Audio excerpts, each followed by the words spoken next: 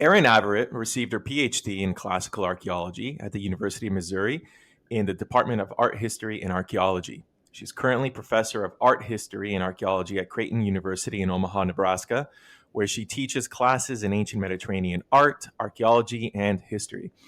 She also serves as associate director of the Athienou Archaeological Project on Cyprus and as the president of the Omaha Lincoln chapter of the Archaeological Institute of America.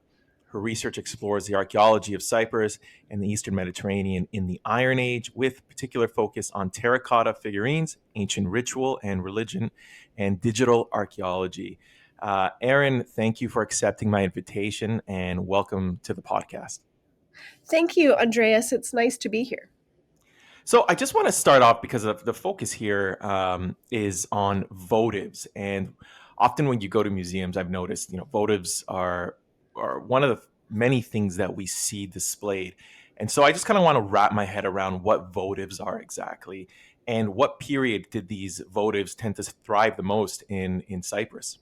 Well, the term votive is a general term, and we tend to use it for any gift or offering that is given to a supernatural power, like a deity, but also it could be something like an ancestor or a spirit.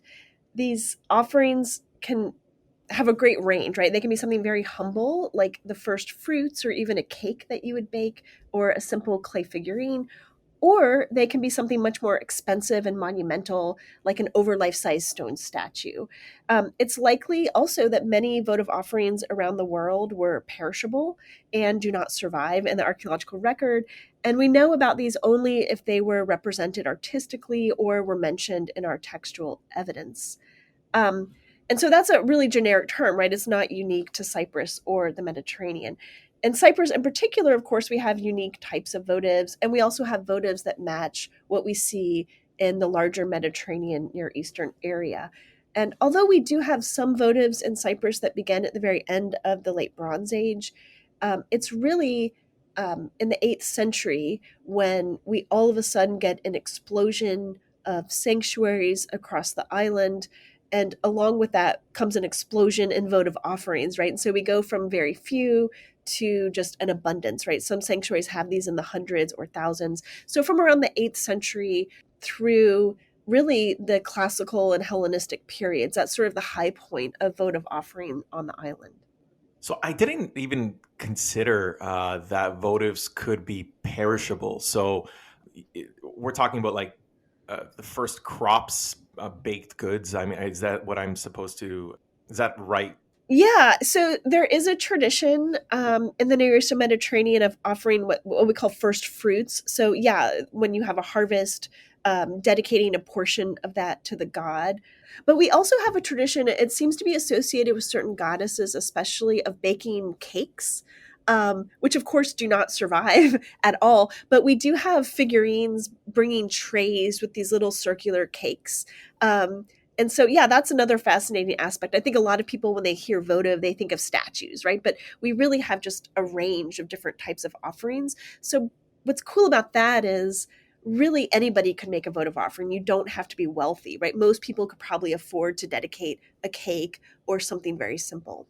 So you sort of hinted at this a second ago. What are some of the variety of scenes that these votives, when you're representing something in a terracotta figurine, for example, what sort of scenes are they typically representing?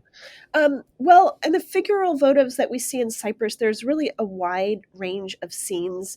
And one thing I find fascinating is we do see some interesting differences in the subject depending on the material or the medium. So, for example, my area of specialty are the terracotta figurines.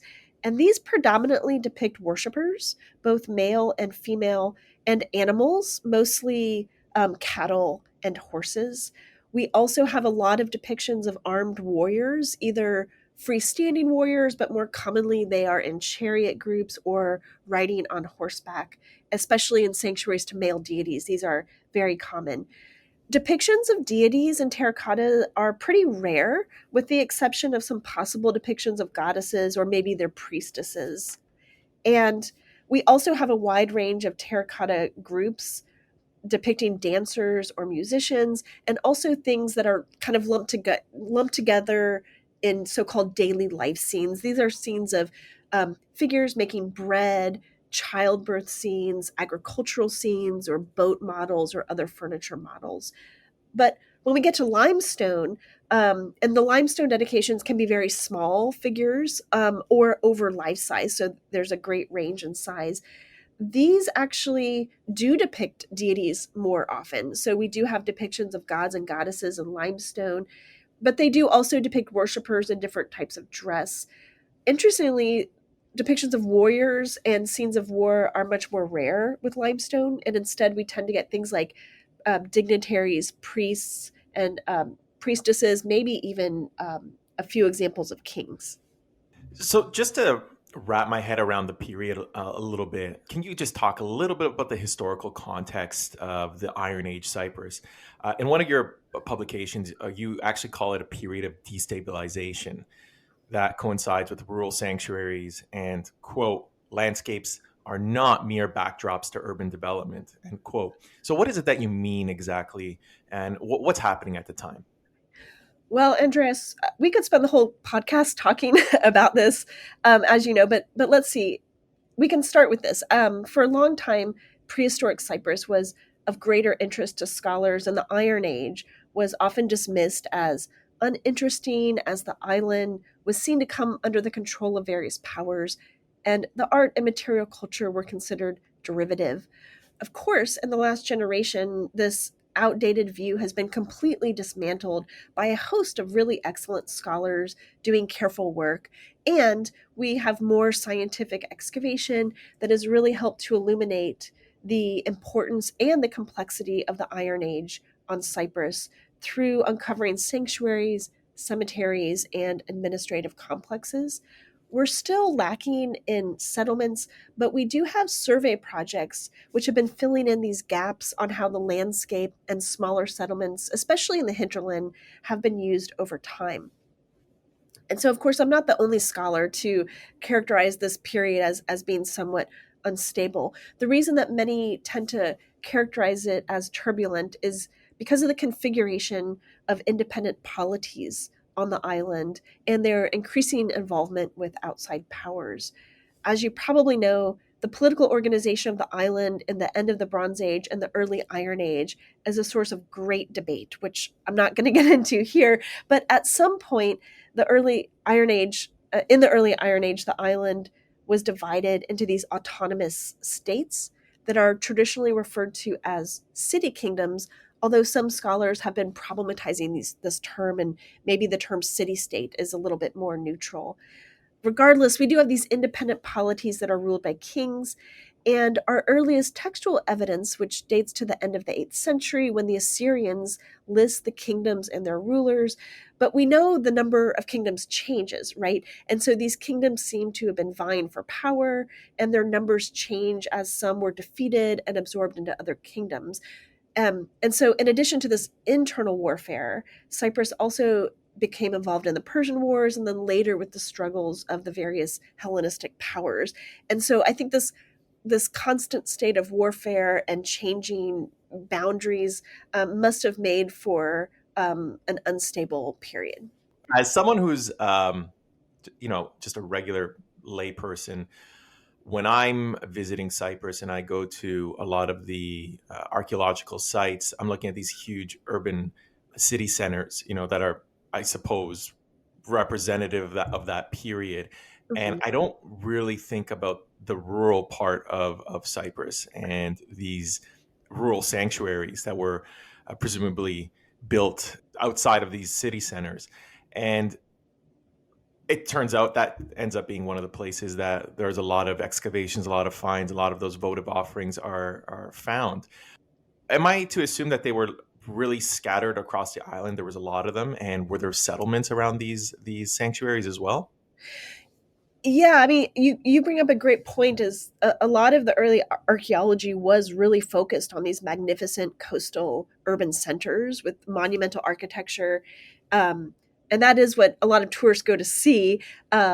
Because honestly, a lot of the smaller sites, like where I excavate in Athienou-Malloura, they're not that impressive to look at, right? So if you're a tourist or a visitor and you don't know a whole lot, it's pretty difficult to understand what you're looking at. And of course, a lot of these sites are not really archaeological parks, right? They're not really open to Right. the public in a way. A lot of them are reburied, or you don't have a lot of superstructures, right? So there's a reason why tourists tend to go to the better preserved places that are lots of signage are available there. But yeah, sanctuaries were all over the island. We have sanctuaries that are located in the urban centers or smaller settlements. Sometimes they're just outside of these settlements, but other times they're really remote. And we tend to call these rural or extra urban sanctuaries. And these are sanctuaries that are not really closely associated, as far as we can tell, with a city or a settlement. And interestingly, some of these are very large and wealthy. So even though we might think of them as being in the boondocks, right, or far away, these seem to have been very important sanctuaries, maybe for demarcating the boundaries of the kingdoms, especially in the very fertile Mesorea plain where I work. This is a large expanse. It's agriculturally very, very rich, and it's just full of these rural sanctuaries, um, filled with tons of dedications and maybe even royal patronage, right? And so we think, and I'm not the one to come up with this, right? Scholars have said that these sanctuaries might have been established to demarcate the boundaries of kingdoms that met in the Mesorea plain, and that religious ritual, maybe processions, were a way to kind of claim territory. And so these landscapes become very important for understanding the sanctuaries. And I would argue, not just from a political point of view, but also as you're a visitor coming to a sanctuary, right? Your mentality is structured before you even enter by the landscape around you and what you are experiencing. Do we know which sanctuaries were dedicated to which gods or goddesses? Is there any indication with the excavations that you've done? Yeah, so yes and no. That's a really complicated question. It's a great question, actually, because of course, Cyprus had indigenous deities, gods and goddesses that were worshipped by Cypriots, but we don't know exactly when these began. And before writing, we really don't know the names of these gods and goddesses on the island. But gradually these gods and goddesses become merged or equated or syncretized with foreign deities, right? And so they become associated with the Greek goddess like Artemis or Apollo, or even an Egyptian god like Amun, and also Phoenician deities like Melkart. And so naming Cypriot gods, especially, is very convoluted because they likely had a very complicated view of theonyms, or the names for their deities, because they seem to be associated with these outside gods and goddesses. So at a lot of sanctuaries, we don't even have a name until later in the classical period or Hellenistic period. And we can maybe project that into the past, but that's a little bit dangerous to do. That being said, we can say something about the deities based on the votive offerings. It seems that male deities in Cyprus tend to get mostly male figurines or dedications, right? So the votive assemblage is more male in its makeup. And so we know a god was worshipped, and goddess sanctuaries tend to get more female dedications. So in terms of the whether it's a god or goddess, we can piece that out. We can also use the iconography to sort of make some statements about the deities. So in our site in Athienou-Malloura, we have early on a lot of the iconography is of so-called Cypriot Heracles or the god Apollo. And we also have a lot of male dedications. And so we're fairly certain that these were the deities worshipped early on, even though we don't have any inscriptions or textual evidence. But interestingly, later we get different type of iconography. So Artemis becomes very popular, and especially the god Pan, the Egyptian god Bes, and then the god Pan really become very popular later, especially in the Hellenistic period. Pan seems to be the dominant deity. So again, we don't have any written evidence for the deity's worship, but we can make some assumptions based on the votive iconography. And what's interesting is at some sites like ours, which was used for over 1,000 years, the deities seem to change over time. Some Hmm. sites on the island, we do have inscriptions, so we are a little bit more sure about the names of the deities. And then some of the really famous sanctuaries, like the famous Aphrodite sanctuary at Paphos, or Apollo Hylates at Kurion. These are even mentioned in literary sources, Greek literary sources or later sources. And so we're a little bit more lucky with some of the really famous ones. So votive offerings, they're not unique to Cyprus. That I understand. But is there something about the votive tradition in Cyprus that makes it unique in any way or sets it apart from other traditions across the Mediterranean? Yeah, I mean, I think, Andres, that you're right, that Cypriot religious tradition is, in general, follows the pattern that we see in the Mediterranean and Southwest Asia in terms of the basic rituals which were practiced, like prayer, votive dedication, and animal sacrifice. Um, and like other areas, sacred spaces are defined. Once an object is dedicated, it has to stay in the sacred space. Um, on Cyprus, though, we don't see the same Greek style temples or Levantine sanctuary features.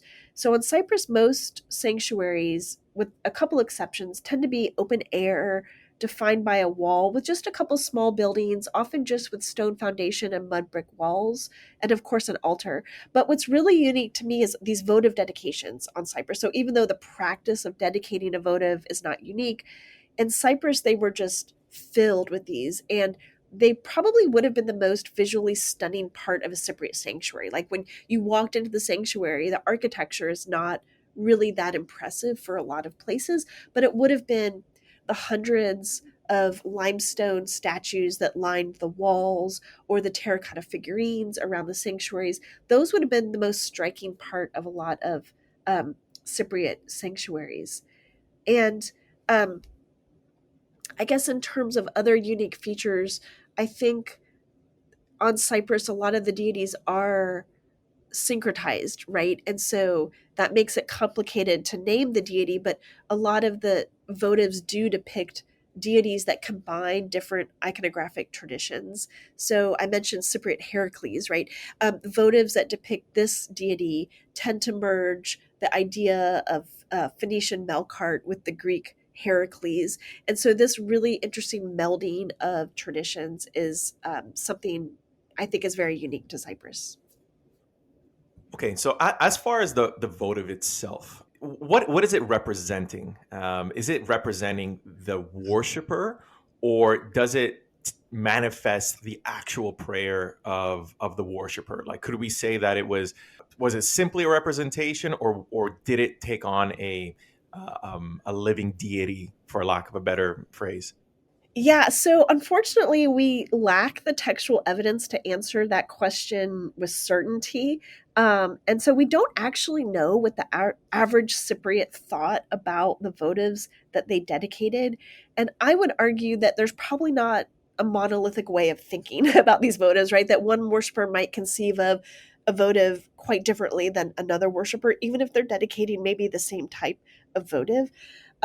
So, because we don't have the textual evidence, we do have to make some assumptions about what these votives represented or what they meant to a worshiper or a dedicator.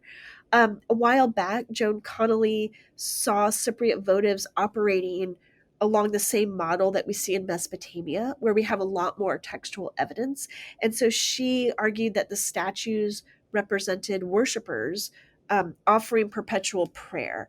So the idea is you yourself could not offer prayer around the clock to a deity. So you might dedicate a statue that was meant to represent you that would be placed in a sanctuary to offer up this prayer. And I think that she's right about that, right? Even though we lack textual evidence, I think that's a logical conclusion based on the iconography of the votives that we have. A lot of them are in poses of prayer, or a lot of them are bringing gifts to a deity.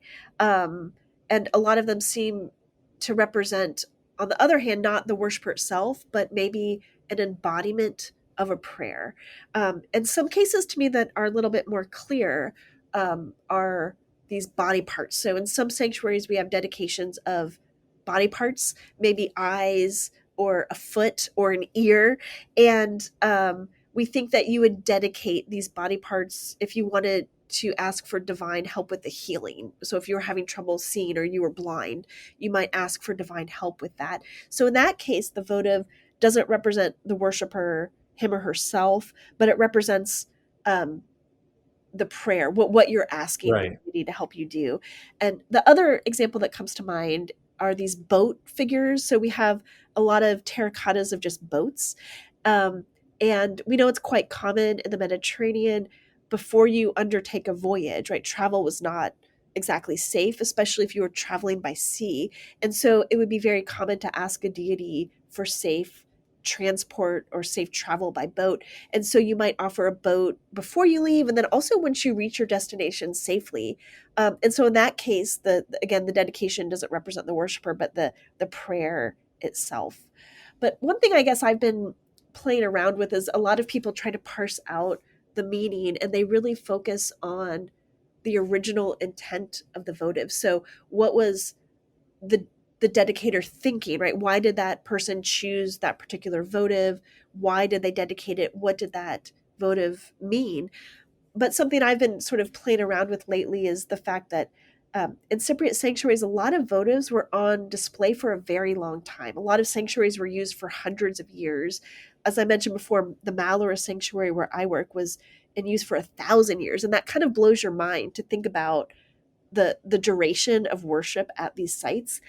And for the sanctuaries that have been carefully excavated, like Malloura, we have evidence that a lot of votives were on display for a long period of time.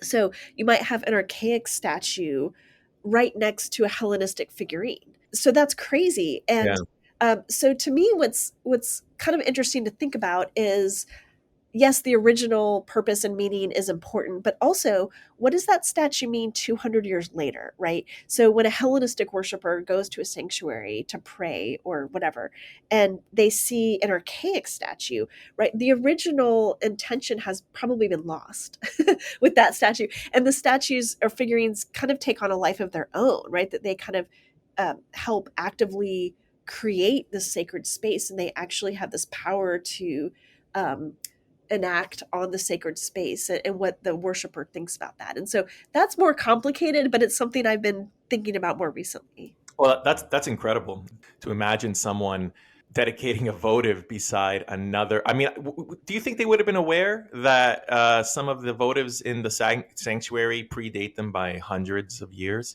I think so, because the styles are pretty different, and you don't have to be a trained art historian, right, to see the big difference in style. And so I think probably most people would be aware that what they were looking at was old, right? That it was not of their time.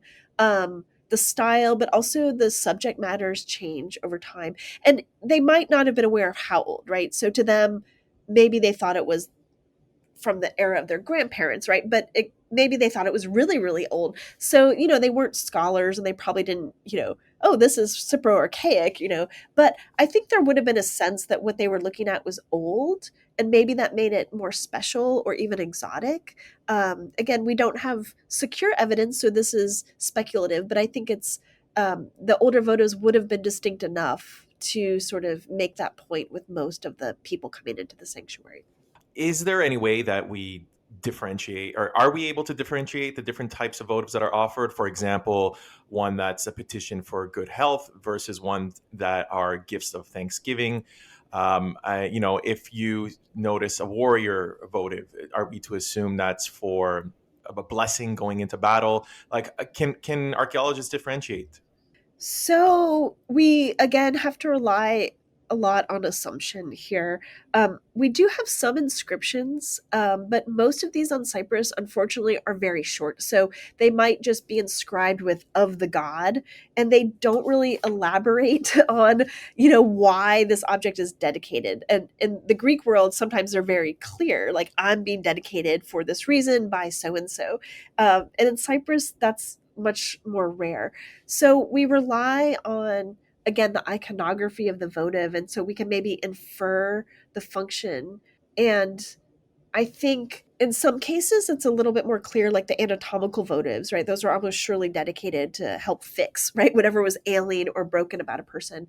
But a lot of them are just generic, right? So what does it mean if you depict just a worshiper? And probably there's not one answer to that, right? So if you have a figurine depicting a male worshiper that's dedicated, right, one person might dedicate that to offer something like perpetual prayer, something a little bit more generic. But another person might have a specific prayer, and that's just lost to us today. So those are almost impossible to piece out. Um, we do have a lot of warriors, and this is something I've been thinking about, and I don't have an easy answer for you. I think a lot of the warriors are linked to the general, climate of war on the island during this time, and maybe a lot of them were dedicated by soldiers, maybe asking for protection or thinking, a successful battle or surviving. But we don't really have any textual evidence to say that for sure. So I think it really depends on the votive. Sometimes we can make more educated guesses, and other times we're in the dark about those things. Now, one of the most famous sanctuaries that was excavated in Cyprus is the Ayarini site, which, if anyone is unaware of it, please just do a quick Google search. You'll see how incredible this find was, and there's a lot of photographs out there of the site in situ, which is pretty cool to see. And it's notable for the myriad of votives found. Can you tell us a little bit about the sanctuary? Because in many ways, this, I would imagine, represents the typical sanctuary of the Iron Age. So the couple questions come to mind, like, to whom were the votives dedicated? Can we glean from this find how they were organized, and were they organized in a particular way? If you can speak to that. Sure. As you stated, Irene is one of those spectacular finds that is really well known even beyond those working in Cyprus. And so it's cited a lot in discussions of ancient sanctuaries and votive practices, even those people not working in Cyprus, right? So it's well known in other areas too. Unfortunately, we don't know the exact deity or deities worshipped here. It's one of those sanctuaries where we don't have an inscription that gives us that information. But again, from the gender of the dedications, where the gender seems to match between the votives and the primary deity, right? A lot of them are male, a lot of them are warriors, and so because of the dominance of male votives, many are militaristic. We assume a male deity, likely associated with war and fertility, was worshipped. But some scholars have also seen a possibility that a female deity was also worshipped here. The sanctuary is spectacular because it was flooded and frozen in time, right? And this is something that we normally don't get because a lot of Cypriot sanctuaries were used for such a long period that inevitably older votives were buried in pits. Many of them became very broken and fragmentary. Many sanctuaries were reorganized, and by reorganized, they might completely plow over all the earlier levels. And where I work in Athienou-Malloura, right, a lot of the votives were buried as fill for the new sanctuary. And so it's really rare that we get the preservation of how especially older votives were originally organized in the sanctuary. And so Aya Irini, because it was literally frozen in time, the votives were not buried in pits. They were not used as fill for construction. And so it provides this amazing evidence for how votive offerings were displayed. And so that's really cool. And of course, the other reason it's famous is it was one of the first scientific excavations on the island by the Swedish Cyprus expedition, and they have amazing black and white photographs. And as you said, you can Google them and find them. A lot of them are available open access now. And what's neat is that it was very carefully excavated. And so we know that the votives were mostly terracotta, and they ranged in size from very small handmade figurines to very large life size or even slightly over life size terracotta statues that were made in molds and then assembled together. And we also know that these hundreds of thousands of votives were arranged very carefully. They were placed in a semicircle facing an altar and a spherical stone, which might have been a sacred stone. And so it was almost like they were in a theater, right? Just facing the most sacred area, right? The sacred stone and this altar.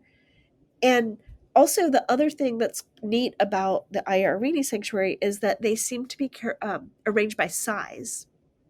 And so some of the smaller figurines were up in front so they could see, right? I always think that their view wouldn't have been blocked by the tall guy with the hat. Right, right. And so it's really just fascinating evidence that the the display was carefully thought out, right? It wasn't random. People just didn't plop a statue up against a wall, that they seemed to be curated almost in some way. And so that's really fascinating to me.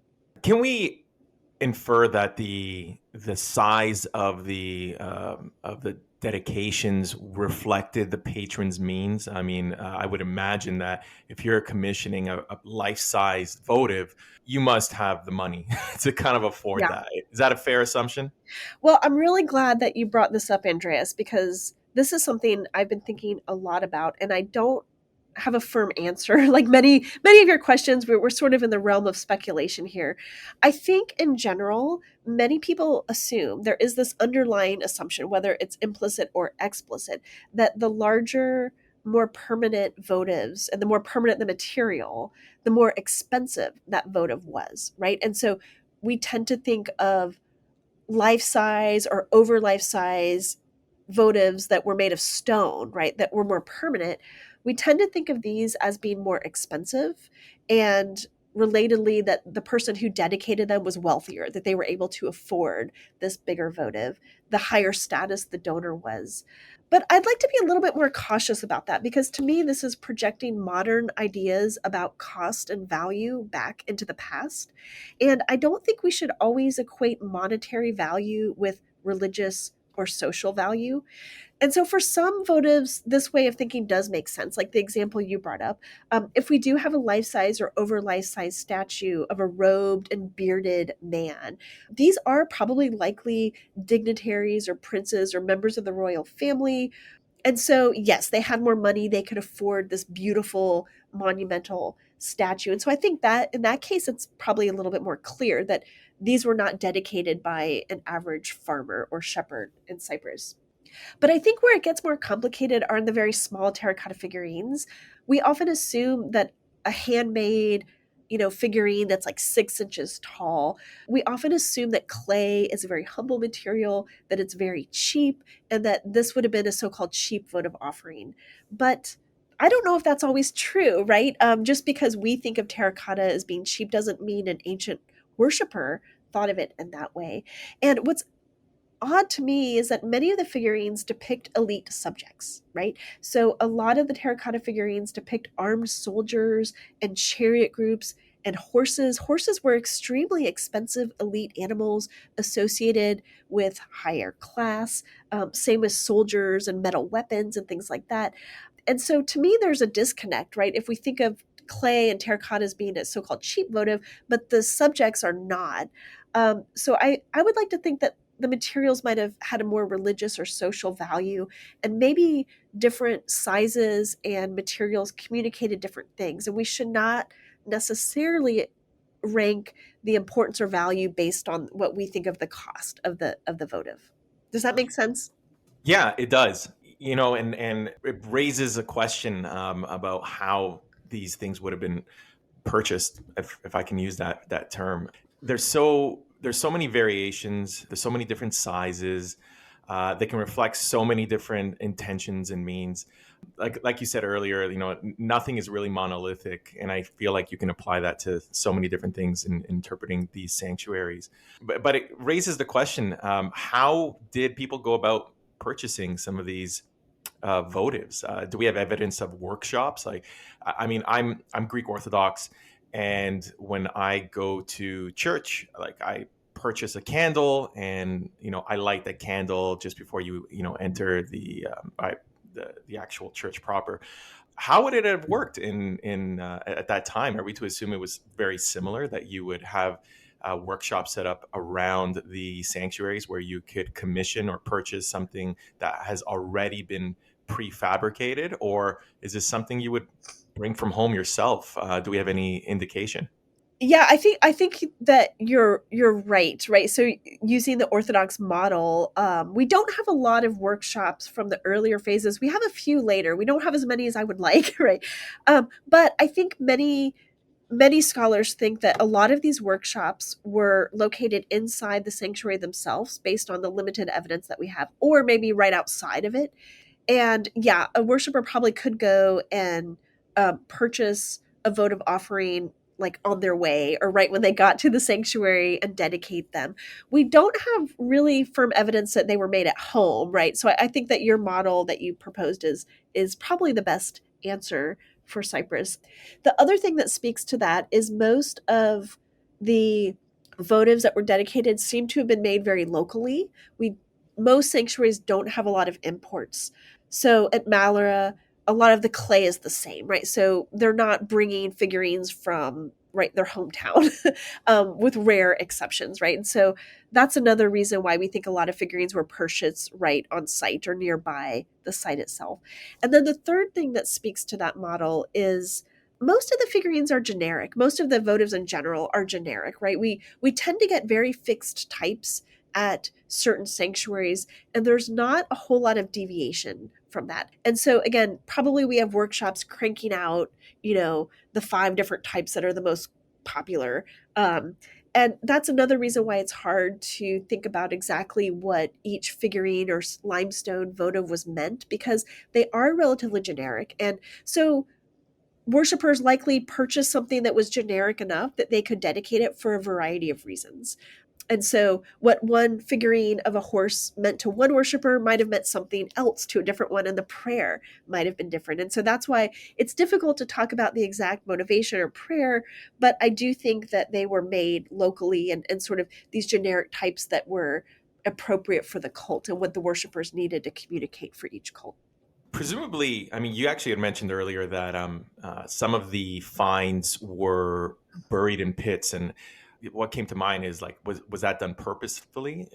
Were they buried because, I mean, there must have been thousands upon thousands of votives produced, and so the question that comes to mind is like, where were they stored? I mean, how could you make room for more votives? And so, question that came to mind when you mentioned the pits, was that something that was accidentally done, or is that what they would do with the other votives when they became too much for the one sanctuary to contain?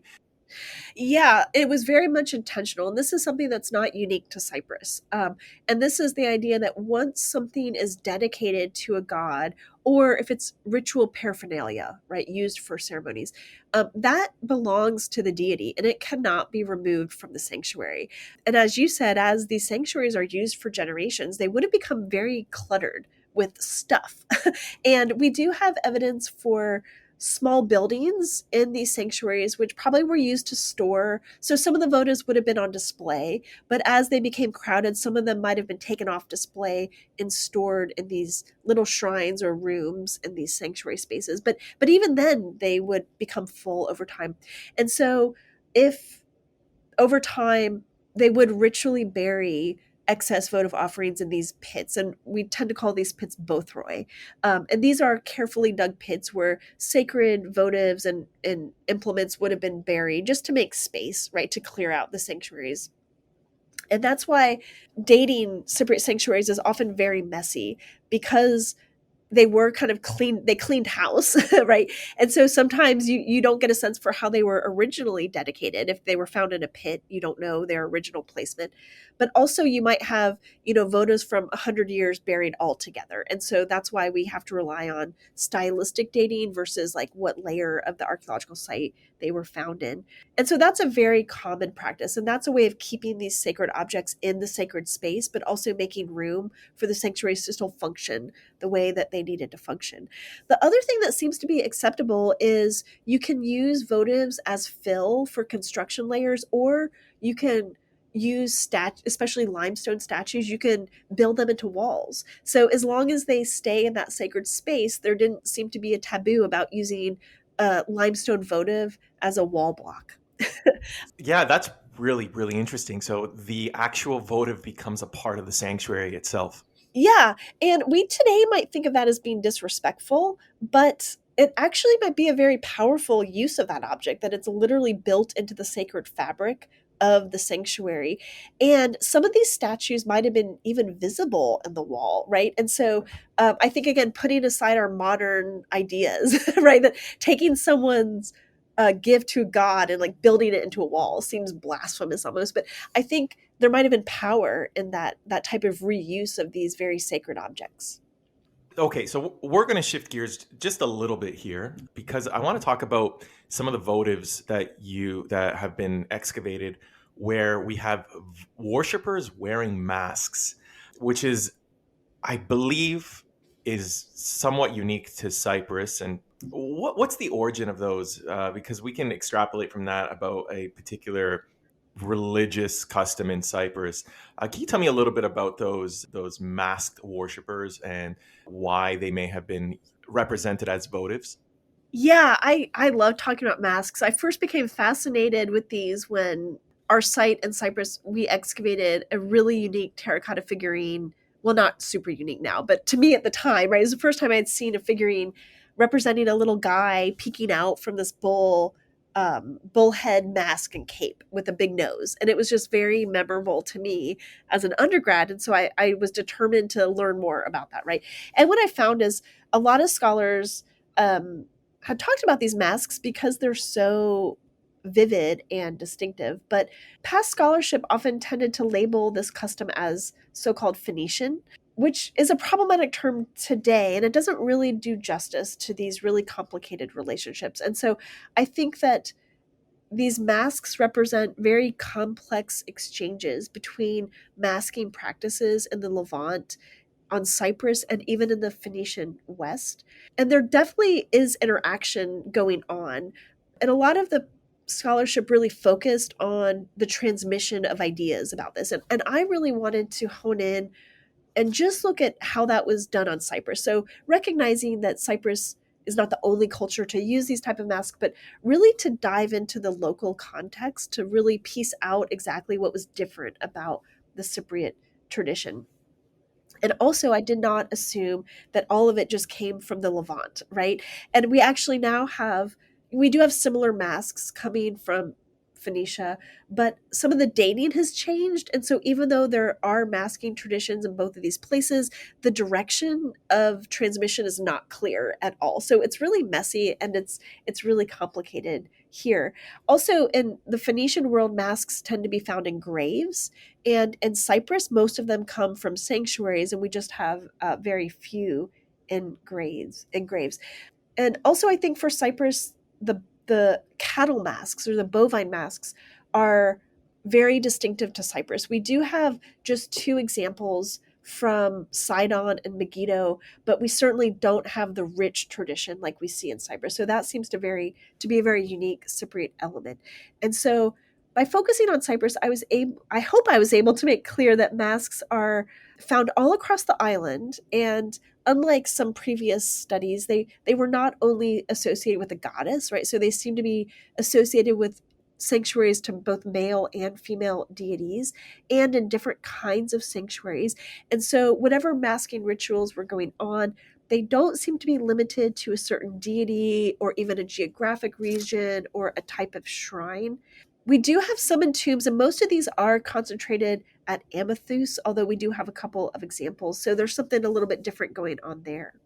If these votives, the masked votives, are representing anything, what would they be representing if they're being dedicated? Because a lot of the votives that we discussed so far, they're votives of thanksgiving or votives of prayer, for healing. If you're representing a votive masked bull worshiper, do you have any indication as to what that could represent? Well, that's a really great question. And I think that you are definitely right that we see something else going on with these particular votive offerings. We have two kinds, just to clarify. We do have depictions of people wearing masks, and of the ones dedicated in sanctuaries, when the gender is clear, they're always men. We don't have any clear females wearing masks, right? And then the other evidence we have are the masks themselves, and or I should say votive copies of the mask. So we do have masks represented in terracotta with the cutout eyes, but these are too small to wear. And so I think that the terracotta masks were not the real masks worn, but they were a replica made specifically to be offered to the god. And then the other type of masks we have are the masks that I think were actually worn. And these are really cool. And I've kind of have a new study out on these. And these are cattle masks representing bovines that were made from the actual skulls of cattle, right? And so they worked the skull and presumably the hide as well, which doesn't survive. And so these would have been worn in Cypriot ceremonies. And we don't know, so we're entering the realm of speculation here. But from what I can surmise, I think that actual masked rituals did happen in Cypriot sanctuaries. We do have some glyptic evidence. We do have figurines of people wearing masks. So I think that this was a real ritual. And based on what we know about mask ceremonies from ethnographic studies and the way that they happened in other areas of the world, masked rituals tend to be exclusive ceremonies, right? They tend to be for secret societies or initiation rituals, right? These are not everyday things like Halloween today, right? And so probably the people that were wearing the masks were elite, maybe the priest or elite members of Cypriot society wearing them in some type of ritual performance. And we're not really able to reconstruct the details of that performance because we don't really have any textual evidence telling us what happened. And that probably what happened is that these masks were dedicated as a memento of these performances. And they probably also communicated the social status, right? That this was an exclusive event, and whoever dedicated a mask or maybe wanted to include one in their burial really wanted to comment on their special status of being able to participate in these masked ceremonies. That's really cool. And this wasn't really isolated to the Iron Age either, because I mean, I vaguely recall. Actually, I did a quick search right now because I remember seeing at the. It turns out it's in the New York. Is it the Met? No, yeah, it Yeah. is the Met. There's a particular limestone statue that's dated from the classical period. I'm looking at it right now. It's a headless statue, and he's holding a bull's head, which is presumably a mask. So I guess we can confidently say is a tradition that persisted in Cyprus. It's not like a uniquely Iron Age thing. Am I going Well, off the deep end here? no, no, you're not at all. And I should say that the earliest evidence we have dates to the 12th century at the end of the late Cypriot period. So it seems to begin at the end of the Bronze Age, and then it either continues or is revived in the early Iron Age. But it really flourishes. Most of our evidence comes especially from the Cypro Archaic, followed by the Cypriot Classical period. And I think that this is a period, again, where we have these kingdoms and rulers vying for power. We likely have elites positioning for power, right? And so I think that the masks are very much linked to the kingdoms, these city kingdoms or city states of Cyprus, and that this was a way of claiming status and an elite role in Cypriot religious traditions. Religions often very closely linked to elite control systems. So it is very long lived. So even though most of our evidence dates to Cypro Archaic, we know that it began earlier and lasted through the Cypro Classical. But what's interesting is we do have just a couple examples that date to into the like that statue you mentioned from the Met is one of the last examples. And again, maybe there's like a lingering memory, or as the kingdoms are abolished, the practice seems to go out of style. So maybe these are some elites kind of harking back or trying to cling to that tradition, but eventually it just ends. And we get the introduction of more Greek style masks associated with theater and all of that stuff. But the very unique type of Cypriot masks are really the product of the era of the city kingdoms. The masks themselves, what type of masks would have been used? Like I remember reading there's zoomorphic, anthropomorphic, grotesque masks. Yeah. And due to the lack of text evidence that again you mentioned earlier, do we have any idea what the masks would have represented, and why they would have been worn, and in what capacity? Yeah, so I'll start. There are three broad types, right? Masks that represent men and women, masks that represent grotesque or monstrous faces, and then masks that represent animals. And I'll start with the easiest one, right? I think that there's no one size fits all. I think they all might have been used for slightly different things. The grotesque masks seem to be a little bit different. We don't have any evidence that these masks were ever worn in these ritual ceremonies. So, for example, none of the terracotta figurines depict somebody wearing a grotesque mask. They all depict people wearing bull masks or anthropomorphic masks. And also in our glyptic and other evidence, we don't have any of that mask being worn. And a lot of times these grotesque faces are used apotropaically, and that is that they're used to avert evil, right? So they're used for protective purposes. So I think that the grotesque masks are part of a different tradition, right? I think that these masks might have been there for protection. We have them associated with metallurgical areas, and metallurgy often needs divine protection. Even today, kilns have little faces above them to kind of protect the process of metallurgy and this type of thing. So I think grotesque masks are a different tradition associated with protection, apotropaic, things like that. In terms of performances, I think that masks depicting males, females, and animals were worn. And again, these are represented in the artistic record. And we also have the bull masks that were carved from actual skulls of once living animals. And again, the details are lost. So we, especially for the anthropomorphic masks, I really don't know who these represent, to be honest with you. I think that they were likely used in these performance ceremonies and represented something ideal. Some scholars have said that they represent heroes, others that they just maybe represented god or goddesses. And I just don't think we have very firm evidence, but clearly related to these elite users of the masks, right? More recently, I really have been focusing on the animal masks because I think these are fascinating for a number of reasons, even though most of them do depict bovines. And what's interesting is a lot of people use the term bull, but we actually have bull skulls and cow skulls. So they're making them from male and female cattle.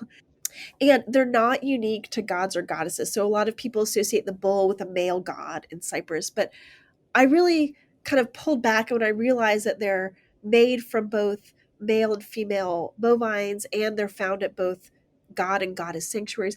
I think that these masks must be related to animal sacrifice, right? Which is the main ritual practice in, or the most, one of the most spectacular rituals practiced in Cypriot sanctuaries, and that got me on the path of animals more generally, right? So, what are animals doing in these sanctuaries? Because I think if you're carving a mask from a bovine skull and a hide for a cape, right, as part of this costume, where are you getting this animal? And most likely it's the animals being brought into the sanctuary to be sacrificed. And after you sacrifice Mhm. them, perhaps using these masks, um, then you would burn part of the animal to the god or goddess. You would cook the rest and have a big feast, but then you would have all these other animal parts, right? And these would have really retained their connection, right? You have an animal that was living, and then you ritually kill the animal, and then you make ritual equipment out of that sacred animal. And so it speaks to all sorts of complicated ideas of transformation, right? So you transform a living animal into an animal that's killed and dedicated to a god and then cooked and eaten, and then you transform their parts into a mask. And it also speaks to the really important role of animals in Cypriot cult. We know that Cypriot religion has all sorts of hybrid animal human figures, all sorts of animal iconography. And so animals really formed an important part of Cypriot religion. And they seem to be one of the main ways that people communicated with the divine, either through animal sacrifice or through wearing parts of a once sacrificed animal in these religious rituals meant to ultimately communicate with the god. And so that's sort of where I've been researching most recently, is kind of honing into the animal component of these masks. Presumably, the person who's wearing the mask is a priest. Any possibility that any other role, like a king, is that something that we can? So yeah, I think priest or king, or sometimes priest king, and this is something that some other scholars working on masks have also come up with, and I think that this is the correct idea. It's clearly somebody special, who is there as a facilitator between realms. And so again, yeah, a priest or a king or somebody very elite would have been the person. And from all that we know, they seem to be male, right? The person wearing them. I haven't really found any evidence for women wearing them in Cyprus. I did say, or you did say that there is a lack of textual evidence, but I do recall reading from you that there is one possible text reference to mass rituals, and it's a Phoenician inscription on a limestone tablet, which references dogs and lions receiving temple payment for services. Can you speak to that? Yeah, I mean, I can. That is all that I've been able to find. The only possible reference to animal masks in a sanctuary, but it's really unclear, right? Because the inscription does not specifically say maskers, or they don't mention masks or costumes or anything. They literally just use the word, and again, I'm not a Phoenician expert, so I relied on the scholars that published that, right? They literally just say dogs and lions. And we assume that these animals are not actually receiving temple payment, right? So it's a fascinating possible mention of maybe people wearing dog or lion masks that are receiving payment for these type of ceremonies. But what makes it not easy, right, is that most of the animal masks that we have, overwhelmingly, they depict bovines. We do have a couple deer masks. We have one or two lion masks, but we don't have any masks that represent dogs, and lion masks are really, really rare and ambiguous. So it would be great if that inscription mentioned bulls or deer, right? The masks that match up with our other evidence, but they don't. And so that's what makes this inscription really unclear. So I would say it's a tantalizing inscription that possibly refers to these humans wearing animal costumes, but again, it's not very straightforward. So I think I included it in my article in the realm of possibility, but it's not a slam dunk evidence of these masking rituals, unfortunately. Hmm. So the masking rituals you alluded to earlier, they eventually phase out, and I suppose with the end of the quote unquote city kingdoms or city state period. And you mentioned that there's a decline and a replacement, I guess, where we have Greek style masks and civic oriented performances. Is this basically due to the increasing Hellenization of the island, and then why Greek style masks? Like how does that transformation happen? Yeah, I think that you're right that the masks do phase out. They seem to be very linked to the religious and socio-political system of especially the Cypro-Archaic and Cypro-Classical periods. And we do know that once the island is subsumed within the Hellenistic world, the empires, right, that as we would expect, the island undergoes a lot of pretty dramatic changes in terms of its religious traditions, but also in terms of its social and political structure. So it's really not surprising to see a major shift in religious rituals when the island goes through this major change. And I don't, my specialty is not really Hellenistic or Roman religion, but scholars that do study this on Cyprus have really been adding to our knowledge of exactly how the new situation impacts religion. So some sanctuaries go out of use completely in the Hellenistic, other sanctuaries continue but are changed a little bit. Different deities are worshipped, but I would argue we also have some changes in religious tradition. So whatever it was that was the cause of these masked ritual performances, that element goes away. And so we assume that that's the elite or the rulers of these so-called city kingdoms. So that tradition does die out in the Hellenistic period, but I don't know if I would use the term that it's replaced with Greek masking tradition. I just think when we do see masks again, they represent something completely different, right? And you're right that the island is becoming more Hellenized. We get the import of Greek theater, and Greek theater, of course, as you know, has a religious element to it. So I think that, yeah, we have a new tradition, but I don't know how much it was conceived of as a replacement, right? Because in terms of Greek theater, I don't think we see that same very close link with animal sacrifice and sort of these exclusive restriction of who got to wear a mask. If I'm right about that, I think Greek theater represents something a little bit different. And so maybe not replace, but just we have the beginning of a new tradition that involved masks on the island. Aaron, this was really a great conversation. I really appreciate your time because, I mean, for listeners and for those of us who kind of go into museums, and I'm speaking from my own experience, especially if looking at Cypriot artifacts in a museum, you kind of peruse and you see these votives, and you don't really think much of it. You're like, wow, that's cool. But listening to you talk about what these votives represent, and or what they represented, and that human connection, and next time anyone goes into a museum and they see a votive, just to step back and think that someone purchased that and dedicated that, and it was filled with fervent prayers and hopes and acts of thanksgiving, and what it represents. It transformed it from being this object to now being something more. And you really helped kind of bring that to life, and clarify that, Erin. I hope my interpretation is correct, right? Oh, I was going to say no.